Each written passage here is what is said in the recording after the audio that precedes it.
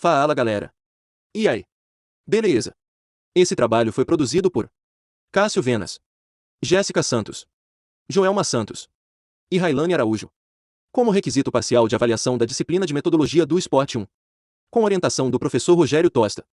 Bom, neste vídeo vamos falar um pouco da história e de algumas curiosidades de um dos maiores fenômenos mundiais. E aí, já sabe de que estou falando? Quem chutou futebol? Acertou! Então, o futebol é o esporte mais popular do mundo. Segundo os historiadores, existiam jogos em vários países que se assemelhavam com o futebol moderno que conhecemos hoje. Por volta de 2500 a.C., na região onde atualmente é a China, praticava-se um ritual chamado de Tsushu, que nada mais era do que utilizar o crânio de inimigos, pelos guerreiros das tribos vencedoras como bola, de forma a ser chutada pelos vencedores em uma espécie de jogo. Com o tempo, as cabeças dos inimigos foram sendo substituídas por bolas de couro revestidas com penas e cabelo. Também nesta época, na região onde atualmente é o Japão, surgiu uma prática conhecida como kemari, cujos jogadores tinham que manipular e controlar a bola com os pés. O kemari era praticado pelos integrantes da corte do imperador japonês, em um campo de área aproximada de 200 metros quadrados. A bola era feita de fibras de bambu. E entre as regras, o contato físico era proibido entre os 16 jogadores, sendo 8 para cada equipe. Historiadores do futebol encontraram relatos que confirmam o acontecimento de jogos entre equipes chinesas e japonesas na antiguidade. E os gregos criaram um jogo por volta do século I a.C. que se chamava Episquiros. Neste jogo, soldados gregos dividiam-se em duas equipes de 9 jogadores cada. Jogavam num terreno de formato retangular. Na cidade grega de Esparta, os jogadores, também militares, usavam uma bola feita de bexiga de boi cheia de areia ou terra. Descendente do Episquiros, o arpastum foi um esporte praticado por volta de 200 a.C. no Império Romano.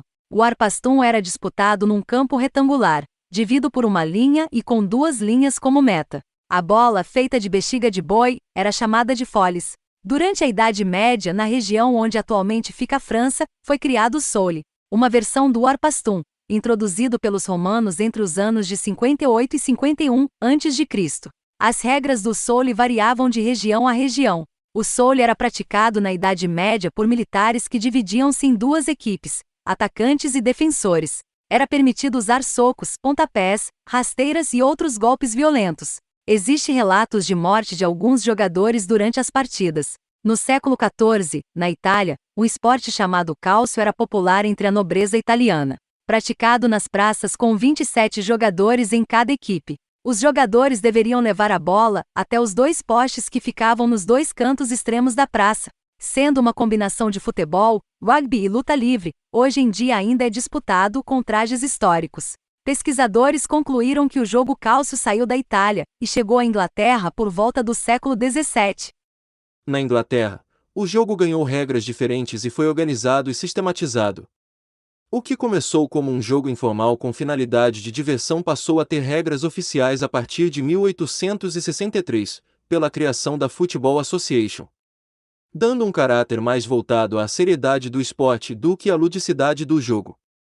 O campo deveria medir 120 por 180 metros e nas 2 pontas seriam instalados 2 arcos retangulares chamados de gol. A bola era de couro e enchida com ar. O futebol começou a ser praticado por estudantes e filhos da nobreza inglesa. Aos poucos foi se popularizando.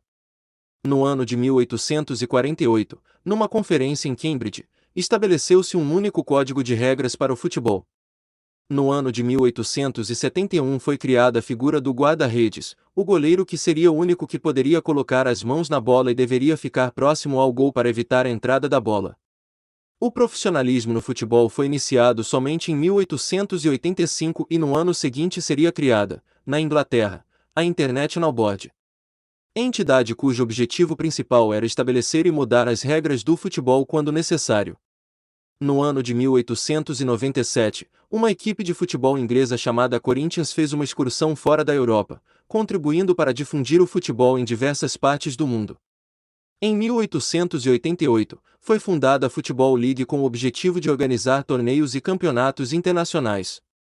No ano de 1904, foi criada a FIFA Federação Internacional de Futebol Association, que organiza até hoje o futebol em todo o mundo. É a FIFA que organiza os grandes campeonatos de seleções como a Copa do Mundo, de 4 em 4 anos.